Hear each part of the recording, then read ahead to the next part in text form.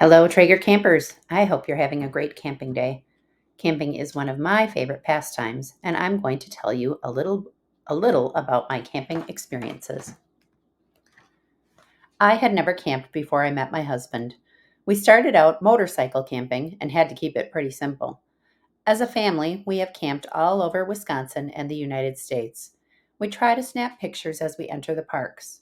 A couple of years ago, I got my husband a national park shirt, so now we also check off each new park we visit on his shirt.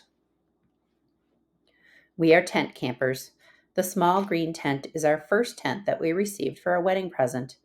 As our family grew, we got a bigger tent, and the little tent eventually became the kids' tent. One of the things we like to do on our camping trips is hike the trails.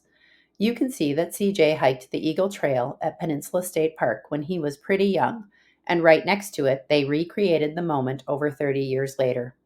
We've hiked through mountains and on glaciers in Alaska. As a teacher, of course, our trips had to be educational. The kids earned their Junior Ranger badges in national parks and their Explorer badges in our state parks.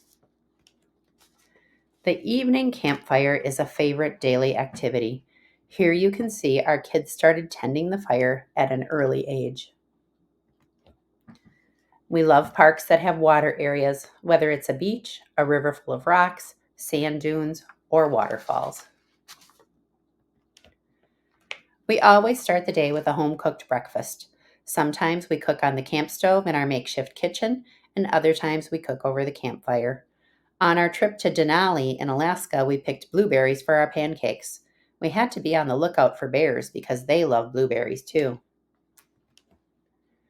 One of the best parts of camping is relaxing. We like to do puzzles, read, nap, and I like to play my ukulele. We've been to Alaska 3 times, and one of our favorite places is Katmai National Park. It's located on the Alaska Peninsula, and there are no roads to Katmai. It starts with a flight to King Salmon and then a float plane to Katmai. Katmai is known for its grizzly population.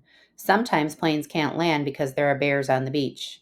Once you are able to deplane, the first thing you do is take a bear etiquette class so you can learn how to stay safe. Upon graduation, you get a special pin to wear. We had some dicey bear encounters there. The campground is surrounded by an electric fence. I'm not sure it would really keep the bears out. You have to be very careful with your food and toiletries in bear country.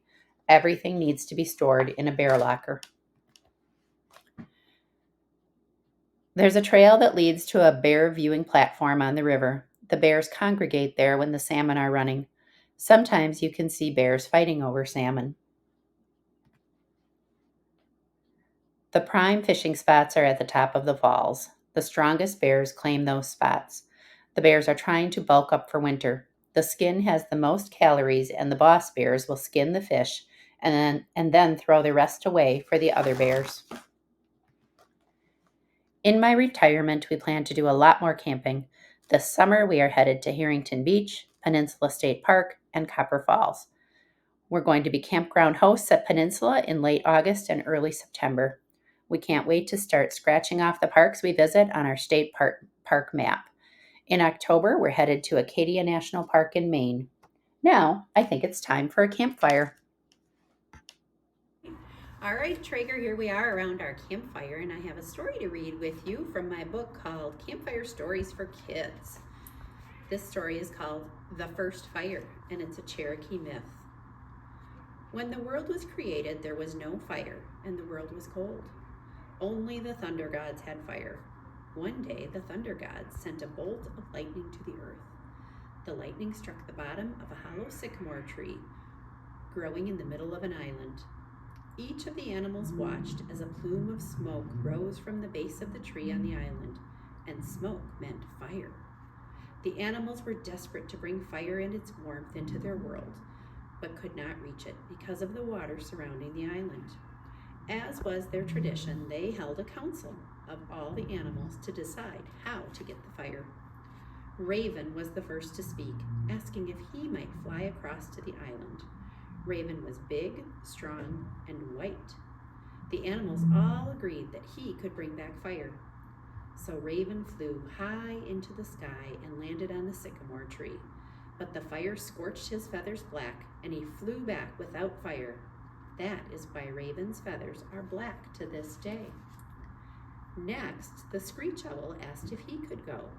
He flew across to the tree and perched on a branch.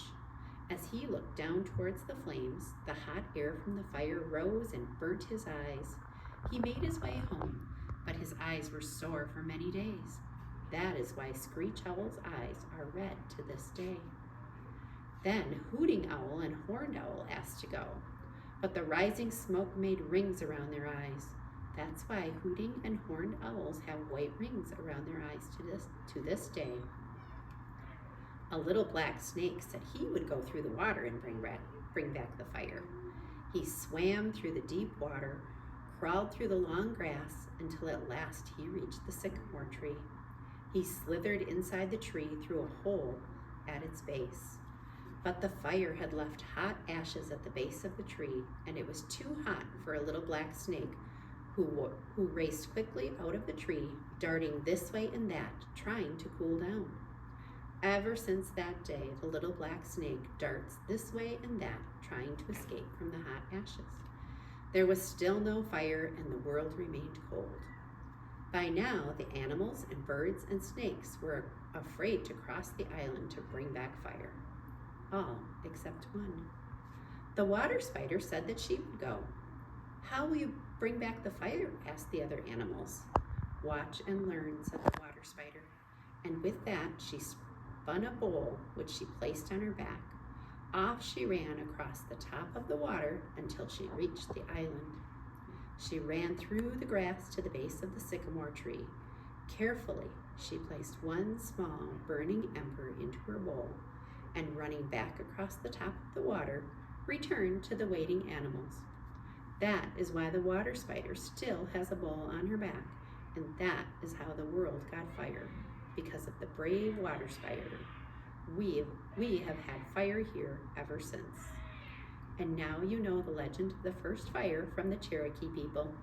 Enjoy the rest of your camping day.